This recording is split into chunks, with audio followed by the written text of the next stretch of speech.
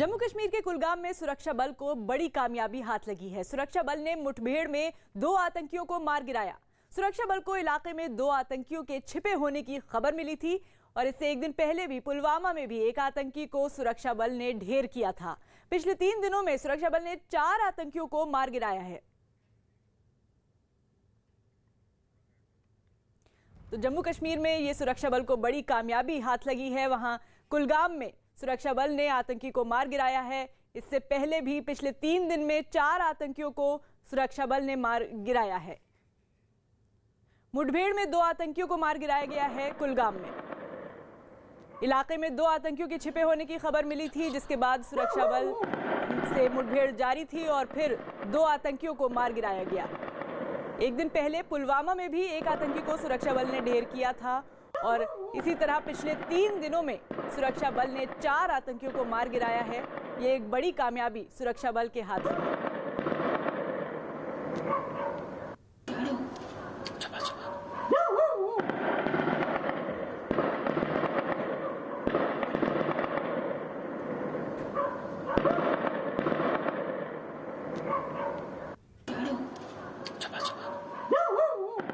जम्मू कश्मीर के पुलवामा में सुरक्षा बल के जवानों ने मुठभेड़ के दौरान आतंकी संगठन हिजबुल मुजाहिदीन के एक आतंकी को ढेर कर दिया। बताया गया कि साल 2017 से सक्रिय ये आतंकी कई अपराधों में शामिल रहा, जिसे सुरक्षा बल ने मुठभेड़ से पहले आत्मसमर्पण का मौका भी दिया, लेकिन वो नहीं माना और उसने सुरक्षा बल के जवानों पर अंधाधुंध फायरिंग शुरू कर दी। ऐसे में पुलिस और सीआरपीएफ के जवानों ने भी जमकर गोलियां चलाईं, जिसमें फिरोज अहमद डार नाम का ये आतंकी मारा गया। पुलिस ने उसके शव को मुठभेड़ की जगह से बरामद कर लिया और उसके पास से मिले हथियारों और सामानों को भी आगे की जांच के लिए अपने कब्जे में ले लिया।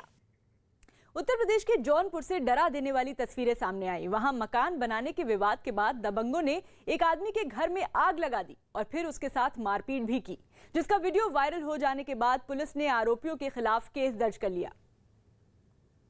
क्योंकि उन्होंने न सिर्फ उस आदमी के घर में आग लगा दी, बल्कि सामने आई तस्वीर में वो मारपीट करते भी दिखाई दिए। इस दौरान बदमाशों ने एक बुजुर्ग को पीटने के बाद उन्हें जमीन पर गिरा दिया।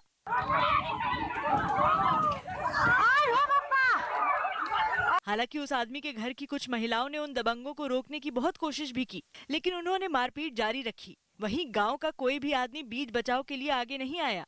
काफी देर तक वहां हंगामा यूं ही होता रहा। वो मकान भी पूरी तरह जलकर राख हो गया। ये देखकर महिलाएं खूब जोर से रोने लगीं। खबर है कि इस मामले में केस दर्ज करने के बाद पुलिस आरोपियों की तलाश में जुट गई। पंजाब के संगरूर में मुख्यमंत्री की रैली में शिक्षक भर्ती के लिए होने वाली टीईटी परीक्षा पास कर चुके उम्मीदवारों के बवाल का वीडियो वायरल हो गया। ये हंगामा एक दिन पहले उस समय हुआ जब मुख्यमंत्री एक सभा को संबोधित करने संगरूर पहुंचे थे और उसी समय टीईटी पास कर चुके उम्मीदवारों में कुछ सीएम के मंच के सामने पहुंच गए। वीडियो में दिखा कि प्रदर्शनकारी मंच के सामने जाकर नारे लगाने लगे और जैसे ही वहां तैनात सुरक्षा कर्मियों ने ये देखा, वो तुरंत वहां पहुंचे और प्रदर्शन करने वालों को रोकने लगे। उन्होंने न केवल उन्हें वहां से हटाने की कोशिश की, बल्कि लगातार उनका मुंह बंद करने की कोशिश करते रहे ताकि वो नारे ना लगा पाए। इस चक्कर में पुलिस और प्रदर्शनकारी दोनों ही जूझते रहे। प्रदर्शनकारियों ने पूरी कोशिश की कि वो नारे लगाकर अपनी आवाज उठाते रहें,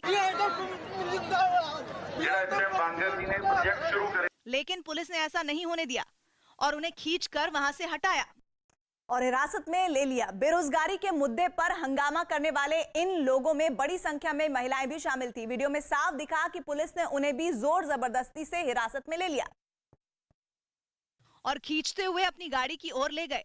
इन महिलाओं को नारे लगाने से रोकने के लिए उनका भी मुंह दबाने की कोशिश की गई, लेकिन प्रदर्शन करने वाली महिलाओं ने हार नहीं मानी, वो जूझती रहीं। नतीजा ये हुआ कि पुलिस को उन्हें अपनी गाड़ी तक ले जाने में पसीने छूट गए। उसे उन महिलाओं को धक्का देकर गाड़ी में बिठाना पड़ा, लेकिन वो महिलाएं तब तक नारे लगाती रहीं जब तक पुलिस की गाड़ी उन्हें लेकर चली नहीं गई। कुछ के साथ तो पुलिस की धक्का मुक्की तक हो गई। उन्हें अपनी गाड़ी तक ले जाने में पुलिस वालों को जमीन आसमान एक करना पड़ा, क्योंकि वो आसानी से गाड़ी में नहीं बैठी।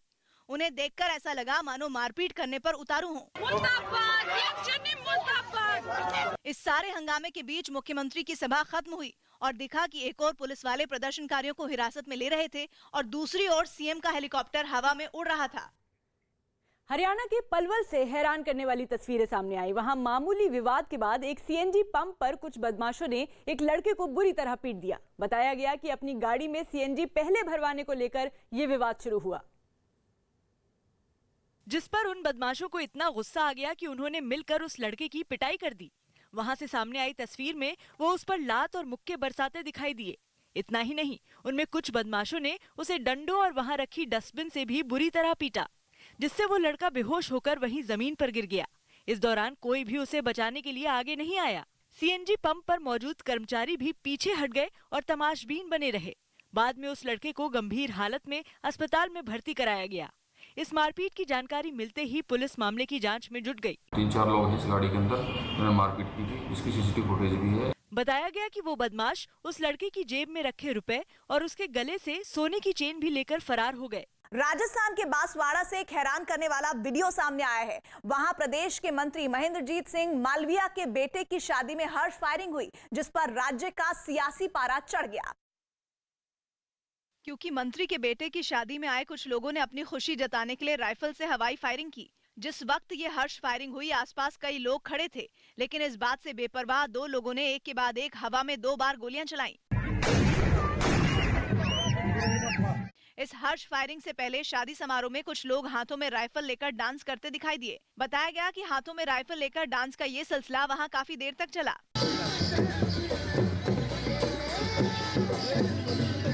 एक तरफ जहां शादी समारोह में आए लोग जश्न में डूबे दिखे, तो वहीं दूसरी तरफ मंत्री महेंद्रजीत सिंह मालविया के रिश्तेदार मंच पर दूल्हा दुल्हन को आशीर्वाद देने के बाद फोटो खिंचवाते नजर आए। 2 दिन पहले हुई इस शादी में हर्ष फायरिंग का वीडियो जैसे ही सामने आया, बीजेपी ने इसे मुद्दा बना लिया और राज्य की कानून व्यवस्था पर सवाल खड़े कर दिए।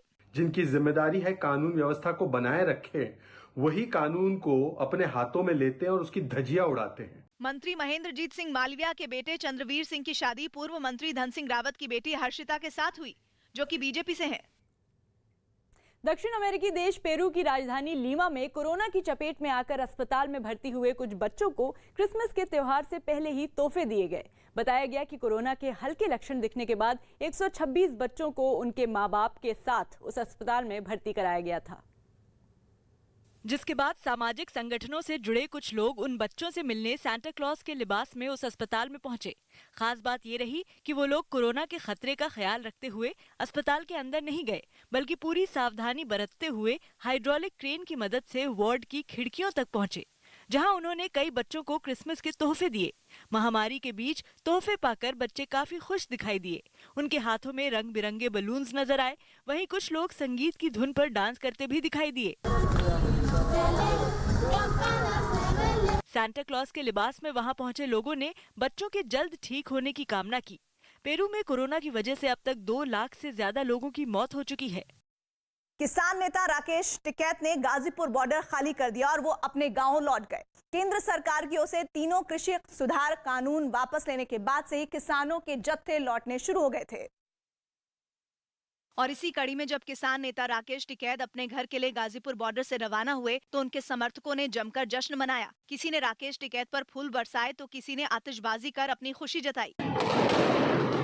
समर्थकों का जोश देख राकेश टिकैत भी खुद को रोक नहीं पाए और उन्होंने कार से बाहर निकलकर अपने समर्थकों का हाथ जोड़कर अभिवादन किया। टिकैत का काफिला जैसे जैसे आगे बढ़ा, रास्ते में खड़े उनके समर्थक हाथों में फूलों की माला लेकर उनका स्वागत करते दिखे। किसान नेता राकेश टिकैत का काफिला अब गाजीपुर बॉर्डर से आगे बढ़ रहा है। आप देख सकते हैं किसान नेता एक गाड़ी में है और यहाँ पर उनके ऊपर फूल बरसा रहे हैं। वहीं दूसरी तरफ आपको दूर तक ट्रैफिक नजर आएगा। गाजीपुर बॉर्डर से जब टिकैत का काफिला आगे बढ़ा, तो पुलिस की ओर से उस रास्ते पर कुछ देर के लिए ट्रैफिक रोक दिया गया, ताकि किसान नेता के काफिले में शामिल गाड़ियां बिना किसी रुकावट के आगे बढ़ सके। लेकिन इससे पहले गाजीपुर बॉर्डर भी किसानों ने वहां पर भी खूब जश्न मनाया और एक दूसरे का हाथ पकड़कर इन लोगों ने वहां डांस किया, जबकि कुछ लोग हाथों में तिरंगा लेकर अपनी घर वापसी का जश्न मनाते दिखाई दिए।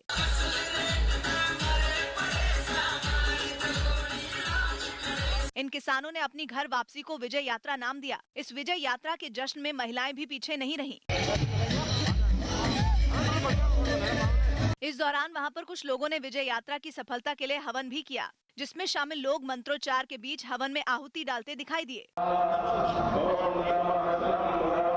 लेकिन घर लौटने से पहले टिकैत ने आंदोलन में मदद करने वालों का शुक्रिया अदा किया और ये साफ किया कि सरकार से समझौते के आधार पर ये आंदोलन रोका गया। आंदोलन वापसी नहीं हुआ, आंदोलन खत्म नहीं हुआ, समझौते के आधार पे आंदोलनों की वापसी हुई है, स्थगित हुए हैं। किसान नेता 15 जनवरी को फिर से केंद्र सरकार की ओर से दिए गए आश्वासन की समीक्षा करने के लिए एक बैठक करेंगे, जिसमें आगे की रणनीति पर चर्चा होगी। लेकिन राकेश टिकैत के गाजीपुर बॉर्डर से जाते ही वहां साफ सफाई का काम भी तेज हो गया। गाजियाबाद नगर निगम की टीम के लोग वहां खुदाई करने वाली मशीनों और कूड़ा उठाने वाली गाड़ियां लेकर पहुंचे, जिनकी मदद से आंदोलन वाली जगह पर फैले कूड़े को उठाकर गाड़ियों में भरा गया और फिर वहां से ले जाया गया। आंदोलनकारियों के वहां से जाते ही लोगों की आवाजाही भी शुरू हो गई। हालांकि अभी वहां लगे बैरिकेड नहीं हटाए जा सके हैं। गुजरात के पंचमहल से रोंगटे खड़े कर देने वाली तस्वीरें सामने आई। वहां दूल्हे की बग्घी में आग लगने से हड़कंप मच गया। बताया गया कि बारात में शामिल जनरेटर से निकली चिंगारी ने बग्घी को अपनी चपेट में ले लिया, जिसके बाद बग्घी ने आग पकड़ ली और वो धू धू कर जलने लगी। बग्घी को लपटों में घिरा देख वहां हड़कंप मच गया। इस हादसे का एक वीडियो भी सामने आया, जिसमें दूल्हा अपनी बारात समेत धूमधाम से आगे बढ़ता नजर आया। हर तरफ जश्न का माहौल था, लोग नाच रहे थे। लेकिन तभी दूल्हे की बग्घी से लपटें निकलने लगी। इससे पहले कि कोई कुछ समझ पाता, लपटों ने बग्घी को पूरी तरह चपेट में ले लिया। किसी तरह बग्घी में जुटे घोड़े को अलग किया गया। हादसे के वक्त बग्घी में दूल्हा और कुछ दूसरे लोग भी सवार थे, जिन्होंने किसी तरह कूदकर अपनी जान बचाई। हालांकि बाद में किसी तरह लोगों ने बग्घी में लगी आग को बुझा लिया, लेकिन तब तक पूरी बग्घी जलकर राख हो गई। मुंबई के छत्रपति शिवाजी महाराज अंतर्राष्ट्रीय हवाई अड्डे पर 3 दिन पहले अजीबोगरीब घटना घटी। वहां इंडिगो एयरलाइंस के कर्मचारी की ड्यूटी के दौरान आग लग गई और वो अबू धाबी जाने वाले विमान में सामान रखते रखते सो गया। हैरानी की बात यह रही कि फ्लाइट भी अपनी मंजिल के लिए उड़ गई। इस बात का पता तब चला जब मुंबई एयरपोर्ट पर इंडिगो को अपना एक कर्मचारी लापता मिला, जिसके बाद इसकी जानकारी तुरंत अबू धाबी अंतर्राष्ट्रीय एयरपोर्ट के अफसरों को दी गई। वहां फ्लाइट लैंड हुई तो उन लोगों को वो गुमशुदा कर्मचारी विमान में मिल गया।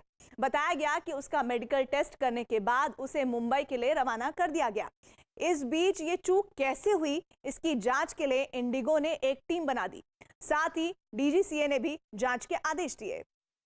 आर्यन खान को हर हफ्ते एनसीबी दफ्तर में हाजिरी नहीं लगानी होगी। बॉम्बे हाई कोर्ट से आर्यन खान को बड़ी राहत मिली।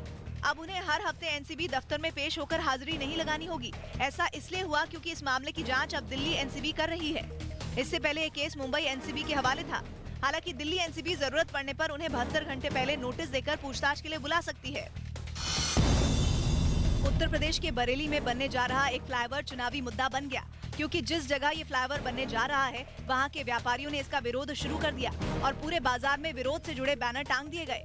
बरेली में इस तरीके के आप बैनर देख सकते हैं कि जहाँ पर लिखा है कि पुल बनाओगे तो वोट नहीं पाओगे। यूपी सरकार इस फ्लाईओवर को स्मार्ट सिटी प्रोजेक्ट के तहत बनवा रही है, जिसका काम हैदराबाद की एक कंपनी को दिया गया। मगर व्यापारियों ने बताया कि इस फ्लाईओवर के बनने से उनके धंधे पर इसका असर पड़ेगा। व्यापारियों को हर तरीके से उत्पीड़न होगा, वो परेशानी में रहेंगे। तो मशहूर बाजार है जो बरेली का दिल है, वहाँ पुल बनाने का मतलब ये है कि उस व्यापार को खत्म करना। मेजबान पाकिस्तान ने दूसरे T20 मैच में भी वेस्ट इंडीज को 9 रनों से हरा दिया। इसी के साथ उसने 3 मैचों की ये सीरीज अपने नाम कर ली। सरकार ने राज्यसभा में बताया कि दूसरे राज्यों के लोगों ने जम्मू के अलग अलग इलाकों में 7 प्लॉट खरीदे, लेकिन कश्मीर में किसी ने जमीन नहीं ली। सरकार ने 2 साल पहले दूसरे राज्यों के लोगों को भी जम्मू कश्मीर में जमीन खरीदने की मंजूरी दे दी थी। रक्षा मंत्री राजनाथ सिंह ने देहरादून में बनने वाले सैन्य धाम का शिलान्यास किया। इसे बनाने में राज्य के शहीद जवानों के आंगन की मिट्टी का इस्तेमाल किया जाएगा। यह वीरों की धरती है, उनके आंगन की मिट्टी लाई गई है।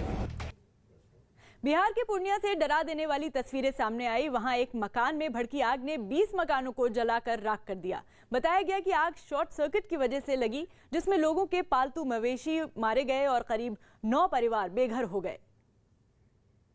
जिनके घरों में लगी आग इतनी तेजी से फैली कि उसकी भीषण लपटें कई किलोमीटर दूर से ही दिखाई दे रही थी। एक साथ कई मकानों में आग लगने की वजह से वहां अफरा तफरी मच गई और लोग इधर उधर भागते नजर आए। अपने आशियानों को अपनी आंखों के सामने राख होते देख लोग खुद को संभाल नहीं सके और वहां मौजूद महिलाओं के रोने की आवाजें सुनाई दी।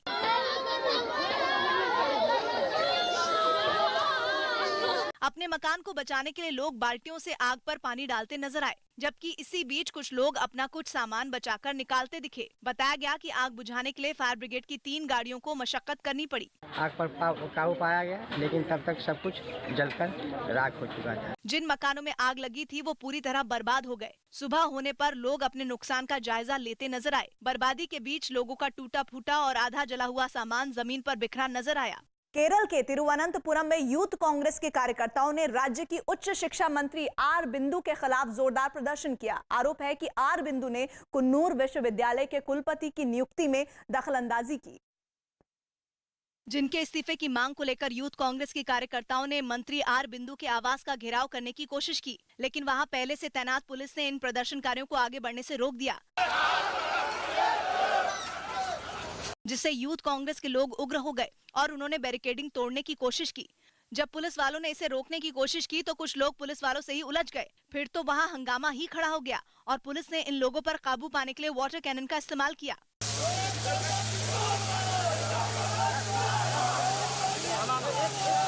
पानी की बौछार से बचने के लिए कुछ प्रदर्शनकारियों ने वहां लगे बैरिकेड की आड़ ली, जबकि कुछ तो बैरिकेड फांदने की कोशिश करते दिखाई दिए। हालात बिगड़ते देख पुलिस ने पूरी ताकत झोंक दी और जल्द ही यूथ कांग्रेस कार्यकर्ताओं को वहां से दूर खदेड़ दिया। बताया गया कि पुलिस के साथ धक्का मुक्की में कुछ लोगों को हल्की चोटें भी आईं। आज की ताजा खबर में वक्त तो चला एक छोटे से ब्रेक का। जल्द लौटते हैं, आप देखते रहिए न्यूज़ 18 इंडिया।